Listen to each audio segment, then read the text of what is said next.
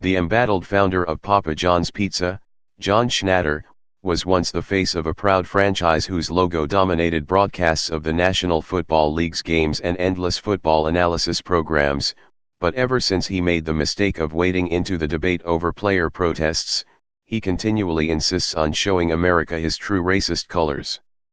When President Trump decided to seize on black NFL players kneeling during the pre-game national anthem ceremony as the next opportunity to rile up his base of hooting racists, Papa John should have just stayed out of sight, but instead decided to side with the president and with the forces of white supremacy in their efforts to bully the athletes into submission.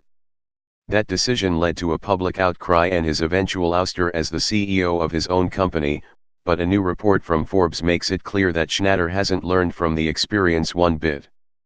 During a call with marketing executives from the firm Laundry Service, which he hired to help dig himself out of the hole he dug with his comments about how it was NFL players' faults that his company's profits were down, obviously false, Schnatter used an awful racial slur as part of a role-playing exercise.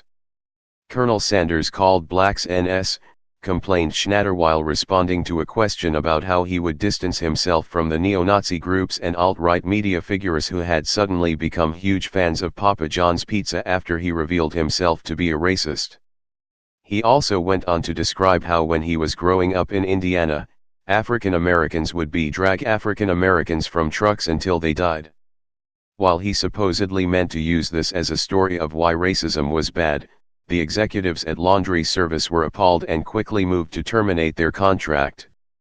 When taken into context with his remarks about how he hates Obamacare and his many donations to Donald Trump's election campaign, it's clear that he's nothing but another rich racist who deserves a lot more than just having to step down from his company.